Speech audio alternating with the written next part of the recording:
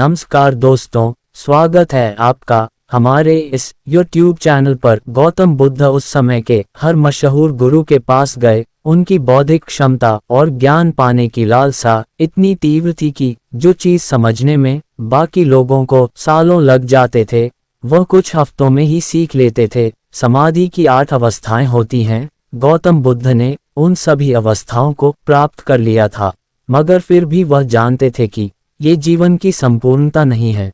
उनके अंदर अब भी ज्ञान पाने की तीव्र इच्छा थी। जब सारे उपाय बेकार हो गए तो उन्होंने अंतिम मार्ग का सहारा लिया, जिसे समाना कहते हैं। समाना साधकों के जीवन के सबसे मूलभूत पहलुओं में से एक ये है कि वह कभी भोजन नहीं मांगते, बस चलते रहते हैं। गौतम ने इस मार्ग को इतनी कठोरता से अपनाया कि वो उस दिशा में नहीं जाते थे जिधर भोजन मिलने की संभावना होती थी। वह बस सीधा चलते थे। इस प्रक्रिया में उन्होंने अपने शरीर को इतना नष्ट कर लिया, वह इतने कमजोर हो गए कि वह बस हड्डियों का ढांचा बनकर रह गए। वह कभी भोजन की तलाश में नहीं जाते थे। उन्हें जब भोजन दिया जाता था तभी खाते थे।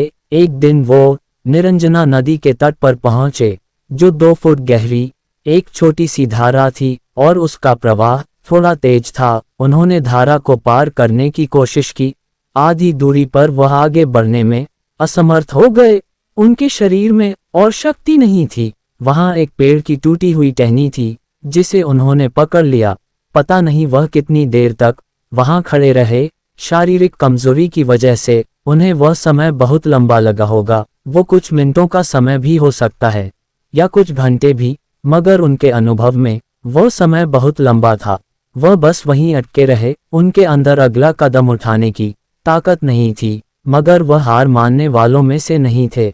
अचानक उन्हें एहसास हुआ कि उनकी समस्या यह है कि वह आत्मज्ञान को पाने की कोशिश कर रहे हैं। वह आत्मज्ञान को खुद के साथ घटित होने नहीं दे रहे, वो उसे प्राप्त करने की कोशिश कर रहे हैं।